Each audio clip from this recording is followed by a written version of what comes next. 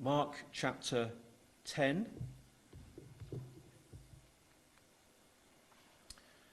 The time has come.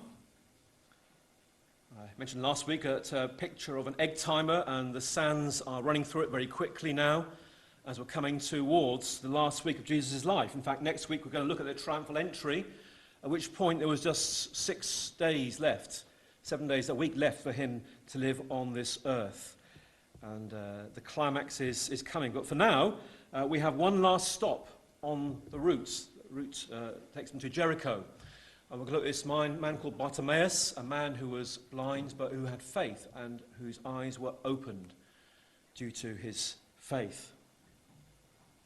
Jericho claims to be, did you know, the oldest known city in the world.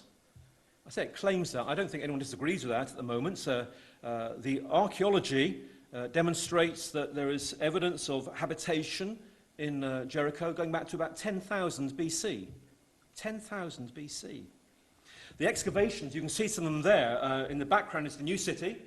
So it's some way back from this, where these ruins are here, or these excavations. They go through 80 feet of debris of past habitations to get to the original settlements about 10,000 BC. Perhaps this was the road along which Jesus walked, who knows? But there on the right you can see all those excavations by the archaeologists have taken place over many years now. Of course, Jericho was that city that was famously destroyed by Joshua as he crossed the River Jordan and entered the Promised Land. And do you remember, on that occasion, one person in Jericho was saved? Do you remember her name? Rahab. Do you remember how she was saved? It was through faith, wasn't it? And it marked the beginning of a conquest of the Promised Land. So as Joshua entered the Promised Land, there was one of the Canaanites who turned in faith and was saved. Joshua's namesake, Joshua, of course, means the Lord saves in Hebrew. In Greek, the same word is Jesus. The Lord saves. The second Joshua took the same route. As he comes down from Galilee, he crosses over the Jordan. He's on the east side of it. And then as he comes down there, he crosses over the Jordan, just like Joshua did, and comes to Jericho, just like Joshua did all those years before. He's almost like he's retracing the route of Joshua. This is the last incident in Mark's Gospel before Jesus enters Jerusalem. As you can see, the next chapter begins with the approach to Jerusalem. And there's been a section here since chapter 8, if you've been here, you'll know about this, of course, where we've seen a number of incidents. Peter's declaration, "You are the Christ," when he's revealed to him that occasion in chapter 8 of Mark's Gospel. At last he seems to see, at any rate, the eyes of his heart have been partly opened. And then we hear the command from Jesus, "Whoever would come after me, let him deny himself, take up his cross and follow me." And there's a whole string of failures after that, up to this point. Peter immediately puts his foot in it by saying, "Oh no, Lord, you're not going to die. Don't be silly, that's not for you." Then the disciples in chapter 9, we see them trying to heal an epileptic boy, and they fail. Then the disciples are arguing among themselves about who is going to be the greatest. Then John, the Apostle John, wants to command a man to stop exorcising demons in Jesus' name. Jesus says, no, you've got it all wrong, John. And then the Pharisees, of course, start haggling about divorce. How can we divorce our wives and yet do it so that we stay on the right side of God? Again, they've missed it entirely. Divorce itself is sin. The rich young man, of course, who wants to follow Jesus, but actually his riches prevent it. James and John, who want to go into glory and be at the right hand of the Father, right and left, but then they've missed out the intervening section, the cross and the suffering. And the other disciples who were indignant because they were jealous. "How dare you get ahead of us in the queue?" they were saying, in effect. So there's a whole string of failures. Is there a success? I don't think there is particularly. There is one person, there's the father of that poor epileptic boy, who actually declared his unbelief. "Oh Lord, I believe, but help me in my unbelief." Well, it's a kind of half success, isn't it? He kind of knows he doesn't really believe, and he wants help to believe. And then there are the children, who are held up as an example by Jesus of what the adults should be like, not in every respect, but in terms of being powerless, of being humble, of having a trusting nature. I think they are more examples rather than in themselves successes, but they want to come to Jesus, don't they? They sense that in him there is something that they can respond to. So Jesus is calling people to follow him, but the great majority, perhaps even all of them, fail to do that. Up to this point. Can I ask you, have you reached that point yourself when you realize that you are a failure? That you failed Jesus, you don't live up to his expectations, that you can't follow him? If so, there is good news in verse 45, isn't there? That verse, the one before we started our reading. Jesus says, "For even the Son of Man did not come to be served, but to serve and to give his life as a ransom for many." The ransom is to pay for our failure, the failure of the many. That is why he's come. He knows full well that they're failures. He knows full well that we are failures. And that is why he has come, to pay our debts on our behalf, to give his life as a ransom for many. I wonder, can you see that this morning? Can you really see that with the eyes of your heart? You see, the disciples here, they could see Jesus Christ. They recognized him as the Messiah. That was a partial opening of their spiritual eyes. But they were still blind as to what that meant, what the Messiah had to do for them in order to complete his mission. They didn't see that at all. And if you're blind in the eyes of your heart, you cannot follow Jesus. They were trying to follow, but they couldn't. They were blind still. Even though they could see something, they couldn't see the whole, and therefore they were unable to follow. And as we've seen earlier in Mark's Gospel, physical blindness, he's healed a man who's been blind before, hasn't he, in chapter 8. It was a metaphor, in part, of spiritual blindness. So when we encounter blindness, and Jesus' response to that, we realize it isn't just physical, it's speaking also about our hearts as well. Let's look at this man Bartimaeus, who Jesus comes across as he is about to leave, as he leaves Jericho. Here is someone, like those children, who doesn't count for very much in society. We're told his name's Bartimaeus. It's only Bartimaeus because his son, he's a son of Timaeus. His father was called Timaeus, so he's just, it's Timaeus' son. He hasn't got a name of his own in that sense. It's derived from that of his father. He spends his life by the roadside, begging. Probably not because he's feckless, but because, or he's lazy, or down on his luck. But you see, in his time, of course, there was no Royal National Institute for the Blind. There was no social security. There were no personal independent payments. There was no braille, no guide dogs, no dropped curbs, and so on. In fact, for him, no prospects. Just compare your life for a few moments with his. Maybe your average day as you go through it. When you wake up and you dress yourself and you look in the mirror and you wash and shave or whatever you may do. Maybe you go out to work for the day. You've got some useful occupation to do. Maybe if you're retired, it's in the garden. Or if you're Gary, down here, knocking through walls and the like. Maybe you pick up a book to read. Maybe you watch television during the day. Or your computer, of course. You go on there and you have some correspondence, some emails to send to some friends. Maybe you go on your phone for a little bit as well. Then your social life. Maybe you have someone for coffee around at your house, or you go out for coffee in the town. You have your leisure time. Maybe you've got hobbies you want to pursue in your free time. You've got disposable income, so you can go out and do some shopping, and you can buy food for meals, or you can go out for a meal if you wish to. Maybe you're single, you can think about a little bit of courting, and you've got some marriage prospects. Bartimaeus, I think, would have none of those things.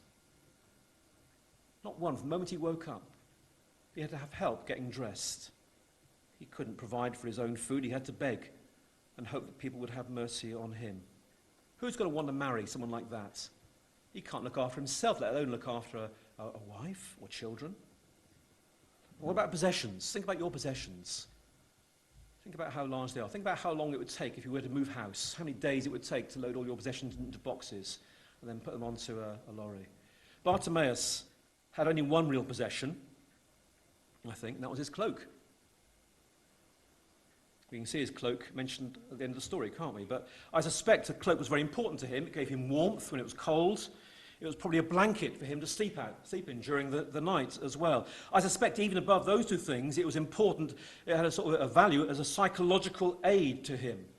Probably at times he could wrap that cloak around him and just the whole world could be closed out from his view, and he could just almost like take comfort with himself, as it were. Because life was so miserable for him and so hopeless. Or at least it would have been if there wasn't faith. If there wasn't faith.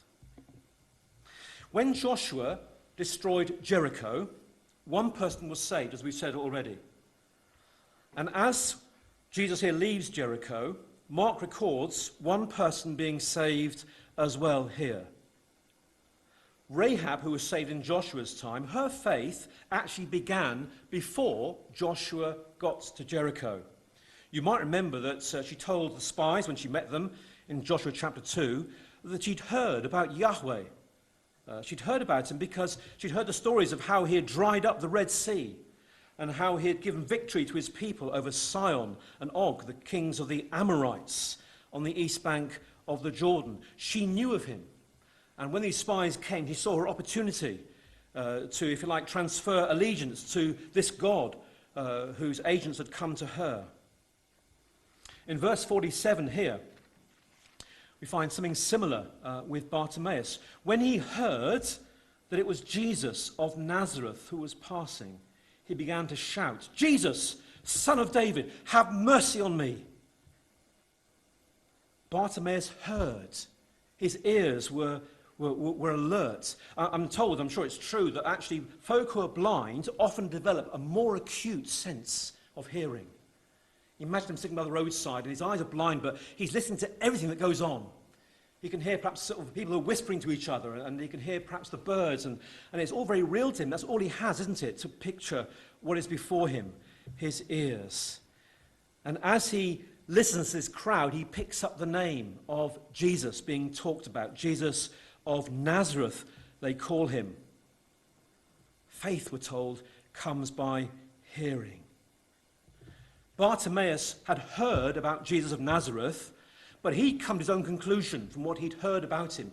He must have heard more than just who he was from Nazareth, because as Jesus comes into this town, or begins to leave it rather, Bartimaeus has come to his own conclusion. This is not just Jesus of Nazareth, this is Jesus, Son of David. He is the first person in this gospel to use that title, Son of David. He hasn't heard it from people around him. He's not heard it from the crowd. They're shouting, Jesus of Nazareth is coming.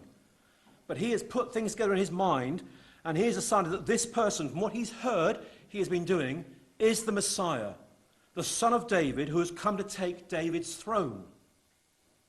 Maybe if he had eyes open here, he wouldn't have been so convinced of that. Maybe he'd seen a man in ordinary clothes walking along with his disciples and thought, well, what's special about him? But he'd heard. He just heard. He'd heard about the miracles Jesus was doing, perhaps some of the things he'd been saying as well. And he put it all together with the Old Testament that he'd heard about himself from his youth, I expect. David shall never fail to have a man to sit on the throne of the house of Israel. This man was doing the sort of things that actually in his mind a son of David will do. He will bring restoration of sight to the blind, as it says in Isaiah 35. Bartimaeus expected this Jesus. Didn't know how, but he believed that he would take the throne of David and he would rule on David's throne. He would bring restoration and salvation. And for Bartimaeus, it would mean restoration of his sight. So he called out, Son of David, Jesus, Son of David, have mercy on me. Expecting fully that if this was the Son of David, he would have mercy. He would do something for this poor beggar that no one else could do. The crowds around him rebuke him. Be quiet. Shut up, you silly old fool. Probably at the moment they're not convinced that he is the Son of David. They're still making up their minds about him. And actually to declare that might create problems because the synagogues might throw you out. The Pharisees, the Sadducees, the chief priests, the scribes, all those lot, they have not been convinced of this at all, and you take your lead from them perhaps.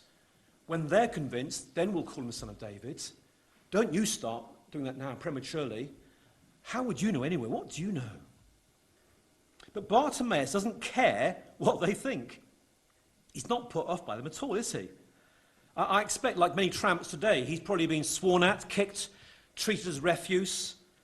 He's got no embarrassment, got nothing to lose, no reputation, no ego, no money. And so he persists. And a second time he calls out all the more, Son of David, have mercy on me. He just asks for mercy. Notice that. A lot of people would say, Jesus, look, here I'm blind. It's not my fault. I deserve better than this, don't I? No. He just asks for mercy. He could have asked for money, couldn't he, as well? Give me some money. Be generous to me. You've got more than I have, I'm sure. No. Just mercy. Mercy. And in verse 49, Jesus stops and calls him. There is a specific invitation to him, to Bartimaeus. Faith caused the Son of God to stop in his tracks. Isn't it marvelous what faith can do? Here is God, the Son, God, the second person of the Trinity, walking out of Jericho, and he hears someone express faith, and he stops and responds to him. He takes note of faith. If he sees faith in our lives, God will respond to that. The mighty God who made the universe, made this earth, made millions of people, made so many good things, he will stop for you when he sees faith at work in your heart, as he stopped here for Bartimaeus. Jesus calls him, we're told in verse 49. That invitation is something which is specific to Bartimaeus. Call that man there who responded with faith. I want to see him. I want to meet him. I want to talk to him. I think each one of us needs to hear that call as well. When we become Christians, we need to receive that call from Jesus to actually have that personal, if you like, that personal connection with him, that personal interface with him, so that we can know who he is and receive the healing touch that he gives. You know, there were many in the crowd here who saw Jesus, who were following him, and many times you find people who just remain in the crowd. They follow along, and they believe that somehow that's going to save them. It doesn't. The crowd in the end, as you know, when at Jerusalem, are going to turn against him, crucify him, they will shout in the end, because they are not saved. Bartimaeus hears the call to him specifically, and he responds. We need to hear that as well. Specific to us. Not just say, oh, I'm part of Scott Drive Church, or I'm part of the Christian church generally, or I'm a Christian, but I have heard the call of Christ to me. And he's had mercy on me, a sinner. And look at the lovely words that Jesus gives to him when he speaks to him. They call to the blind man, or rather not Jesus, is it? It's actually the crowd here who are using these words remarkably. It's almost prophetic. The crowd here say, cheer up, on your feet, he's calling you. But actually more literally, the words are these, be of good courage. Or if you like, take heart. Take heart. I guess Bartimaeus' heart had been so crushed over many years by all the insults and by all the put-downs, by his own condition. Be of good heart. If you like, take a new heart almost, isn't it? That's what's going to happen to this guy. Rise on your feet, literally rise. From where you are, stand up, rise. He is calling you. That's a picture for all of us, isn't it? That when we become Christians, we hear the call of God saying to you, I want you to have a new heart.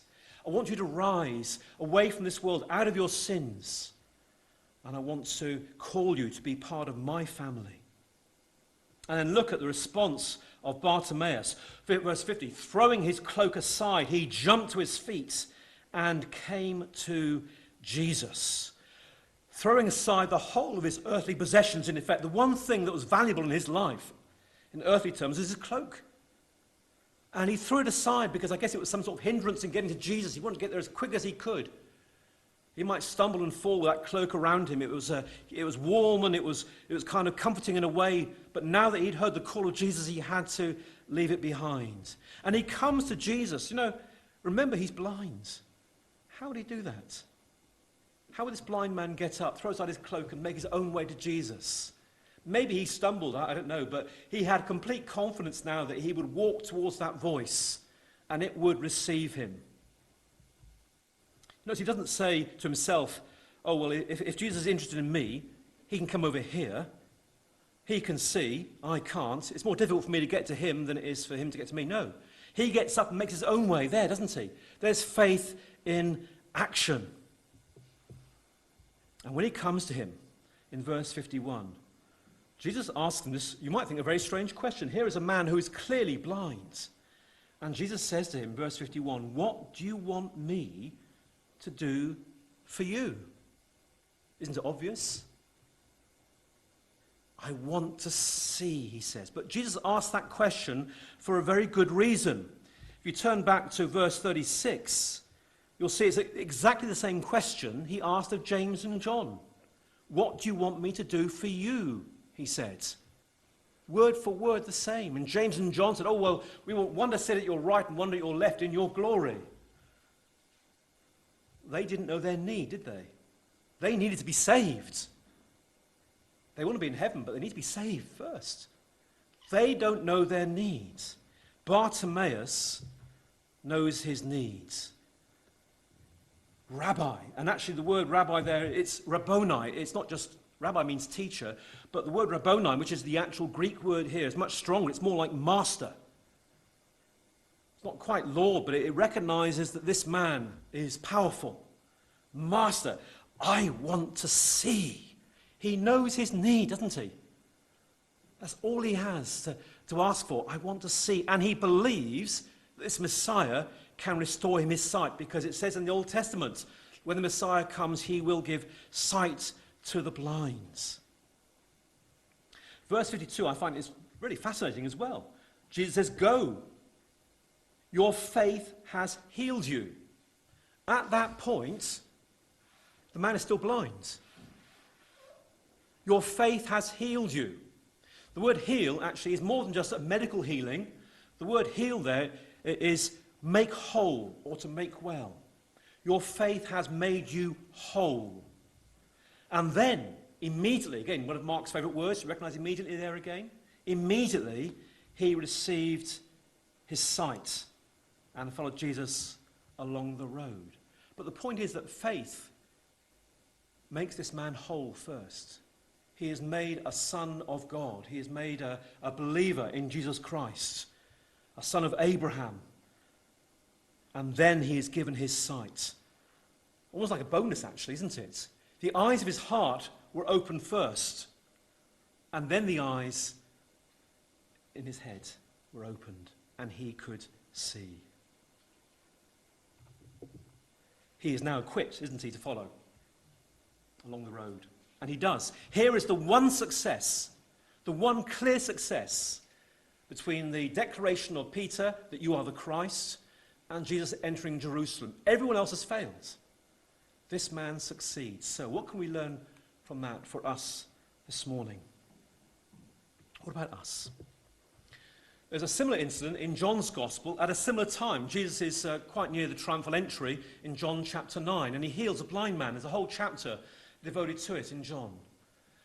In that chapter, Jesus says this, "For judgment I have come into this world, so that the blind will see, and those who see will become blind." The Pharisees who were talking to him say, "What? Are we blind too?" And Jesus says, "Well, if you were blind, you wouldn't be guilty of sin. But now that you claim you can see, your guilt remains."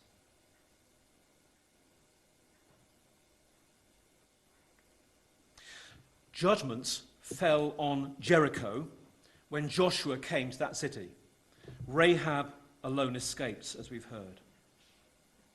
Judgment is going to fall soon also as Jesus walks through Jericho, but not on Jericho this time. Jesus comes first of all to extend mercy. Mercy triumphs over judgment. Judgment is put off, if you like, while Jesus comes and offers mercy to people, like Bartimaeus, like indeed the people in Jerusalem. And when judgment does fall on Jerusalem, it falls first of all on Jesus, that he could be the ransom for our sin. The cross, of course, is judgment on Jesus when God allows the sin of the world to be heaped on him on that cross. Later on, for those who don't accept the offer of mercy, who, like Bartimaeus, don't cry out, "Lord, have mercy on me," who insist, like the Pharisees, that they can see, they don't need any help, thank you very much. Later on, judgment will fall on Jerusalem. In AD 70, the city was destroyed by the Romans in much the same way that Joshua had destroyed Jericho. And there will come a time when judgment will fall on this earth as well. We live in a time when mercy is being extended to us, but judgment will come. I asked you last week, we were doing an all-age talk, how many of you have ever been kidnapped? And no one put their hands up, understandably, because that isn't the sort of word we use about it. But when we think about the ransom, we realise that actually we have been kidnapped. We've been stolen away by Satan back in that Garden of Eden. The whole human race led astray, taken to a foreign land, as it were, taken outside Eden, and held to ransom. And perhaps Satan thought there wouldn't be a ransom price high enough. But of course there was. We have all been kidnapped. And if we realise that, then we will accept the ransom. If I ask you this morning, how many of you have experienced blindness? I expect you're thinking we've just got two eyes and that's it. Well, no, you haven't experienced blindness, perhaps. But when you think about what real blindness is, blindness of the heart, we know that we are all born blind. All of us, without exception. How many of you have been healed of your blindness? So I ask that. I wonder how many of you would put your hands up. I'm not going to ask you this morning, but do, in your own hearts, ask yourself that question. Have I been healed of my spiritual blindness? Have I been given the eyes of my heart? Have they been opened? Have I exercised real faith of the sort that Bartimaeus exercised? He is the only one, please remember this, he's the only one since chapter 8 who seems to have what it takes to follow Jesus. Jesus says, if you want to be one of my followers, you want to come after me, you've got to deny yourself. With Bartimaeus, there's not much to deny, is there? He's a nobody anyway. He knows he's a loser. You must take up your cross, says Jesus. That is, go against the flow. Recognize the way I'm walking is to the cross. It's not the way that people walk in society. And so when the people tell Bartimaeus to shut up and rebuke him, he shouts all the louder, Jesus, son of David. He identifies with the man going to the cross. He's not afraid to own that name, even though it will mean a whole lot of maybe kicks and shouts and abuse thrown at him again. He takes up his cross. He goes against the flow. And when his eyes are opened, follow me, says Jesus.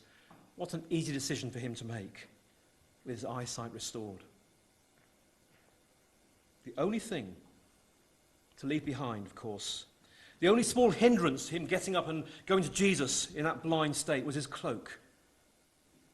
And that gets thrown aside, doesn't it? Almost like he's having a new start now. And with his eyes that he can see, he realizes he needs to leave behind the old and go to the new. But isn't it the case there's always something to leave behind when we become Christians? For the rich young man, do you remember it was his wealth which he wouldn't leave behind? For Peter, his pride and his stubbornness. For James and John, their worldly ambition. What has it been for you? Your cherished habits? Maybe they're more than habits. Maybe they're addictions, things that you can't get rid of. Maybe family ties. Maybe friends, your peer group who matter so much to you. Maybe your reputation. Maybe just your ego. If you are a follower of Christ this morning, what have you left behind? If you realize you're not yet a follower of Christ, what are you prepared to leave behind? The time has come. The kingdom of God is near. Repent and believe the good news.